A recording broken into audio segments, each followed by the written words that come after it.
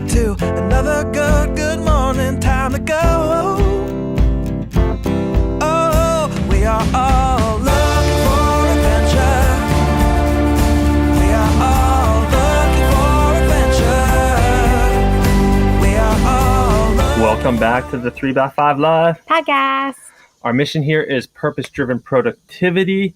We talk about mindset, wellness, mindfulness, habit change, yeah, productivity. Lots of things. So thank you for being here again. And last week we chatted about legacy habits, kind of visualizing the best version of yourself and how you can create legacy habits to achieve that. And doing that in the now, man, that is loud. Oh my goodness. That's a cicada, guys. Sorry. I think it's a cicada. I know. I should know. All right. Anyway. So this is the Jessie Show. Stop. So she's going to dive into this week's topic. This morning, it was a little bit crisp, and I was like, I feel like we should talk about fall and Ayurveda and balance and, what autumn means from an Ayurvedic standpoint. So whether you think this is woo-woo or not, it's grounded in science. It's a 5,000-year-old practice. So I'm going to offer some information, and if it serves you, fabulous. And if not, that's okay too. But if you think about autumn and it's moving into the Vata dosha when we hit autumn, we're coming out of that hot, active summer, which is our pitta energy. We talked about food and nourishment in the summertime. You're craving cool, watery foods that help balance your body. Yeah. Well, in the winter, we switch into Vata, which is actually very dry and airy. And so you might start to notice that even like your skin is starting to get really dry. We start to crave warm, comfort foods that nourish us. We need a lot of oil in our diet actually in the fall, because our skin is so dry and our whole bodies are actually dry. So our systems really are balanced by oil. In fact, if you're really getting into it, using some type of sesame oil, Banyan Botanicals is an awesome company. They do a dosha balancing massage oil that you can actually put on your body, and it helps your skin to glow, and it helps with circulation. It helps with stress reduction. So I do not benefit from the massage oil. Oh, stop. Because you're supposed to self-massage, and you always move towards your heart. So your lymphatic system, you move towards your heart. But besides that, just thinking about how we're nourishing our bodies to support this change. Transition's tough, right? And when we're moving into fall, a lot of times it's a perfect time to let go of things that aren't serving you and connect yourself back to those things that are. In fact, if you think about it, Vata is very windy and airy. And so if you can picture yourself as a tree and your roots are really grounding in the fall, but having flexible branches, because fall usually throws at us a lot of different stressors, back to school, back to kind of those routines of lots of sports and running around, which can cause some overwhelm. And so self-care in the fall is maybe the most important time of year, because you're really trying to minimize. You're supposed to be minimizing grounding, but in fact, we actually kind of speed up a little bit. So you're transitioning into those winter months, which really are about hibernation and rest and rejuvenation. And so how do you go from busy summer and start to slow down so that you're preparing yourself for winter? I don't know if you had anything to add about like our fall already. The stress of this fall is compounding, but I think it's also, coming out of a COVID summer and then the unknown of the fall with schooling and whatnot is adding a lot of stresses to people's lives. And plus, usually I know in the business world, the October is the heaviest travel month. So a lot of people are getting demands to start traveling again, or just really coming out of the summer slump and working more diligently in the fall to close out the year.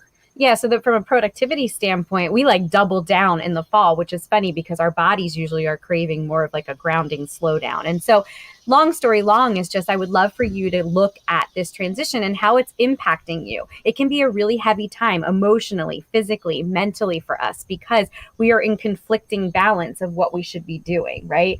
The world's speeding up, but really thinking about how you might tap into some self-care that allows you to ground and be present more in where you are, keep your roots. Do you have any actionable items for grounding in the fall, or?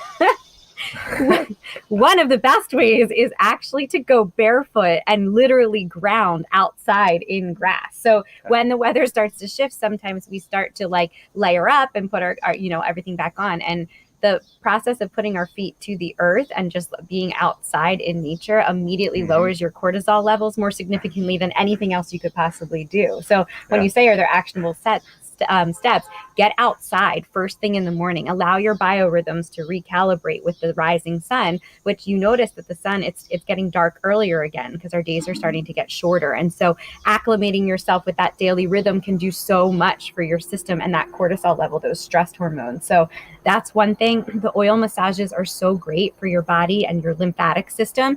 It can be just with lotion, but just that ability to help your body with some of that moisture because it is so drying. Yeah. Another way to balance is with our foods and our diet. I talked about grain bowls and, warm like mushroom gravies and like we love like stews and soups and apples. And apples. If your body is craving something that's in season, it's intentional because seasonal foods offer us the nutrition that we need. And depending on where you are in the world, what those foods are that are available, look into that. For us, it's apple season for sure. So we're craving things that are baked apples in this, or, what types of vegetables and root vegetables are growing in your gardens that you can sustain and put into your diet. So it's different depending on where you live. But that's that intuitive nature. Tapping back into the earth is a perfect thing for fall. Great. Yeah. I think it's tough to recognize what your body, like you might be craving a food, but you might not realize it's the seasonal pull. Yeah. That's taking you towards that food and being just aware of, oh, wow, maybe that is the season change that's driving me to crave those things that my body is desiring. And the idea with Ayurveda is to balance your 3 doshas, your kapha, your pitta, and your vata. And so the goal is when you're in a season like vata, which has these qualities to it, to balance your other doshas so that you feel more like in alignment. And it's really, really helpful. I've had multiple people who have switched and researched their specific affinity and their dosha, and they practice those balancing principles, including sometimes supplementation, but not always. A lot of it's just like how we eat and how we like do our skincare and how we, what we're drinking, like if we have caffeine and relationships. So anyway, if you're interested in Ayurveda, clearly this is a topic near and dear to my heart, and I would love to unpack it with you. Maybe I'll have Jessie put down a few books in the show notes. Yeah, I was going to say, I can link a specific quiz, a couple quizzes that you can take to try to figure out what your dosha is, and a couple books that are really great to like where to start. One of them is literally called Ayurvedic for Dummies, and it's or Ayurveda for Dummies, and it's a very easy like how to dive into this world. But it is, I don't know, I feel like it's very intuitive and taps into your natural affinities. So yeah, I got nothing for you guys. This week I got nothing. He gets it because I cook these nourishing meals that warm our bodies and help us transition into fall. So he does get it. He just doesn't realize it. All right. Until next week. Know your dosha.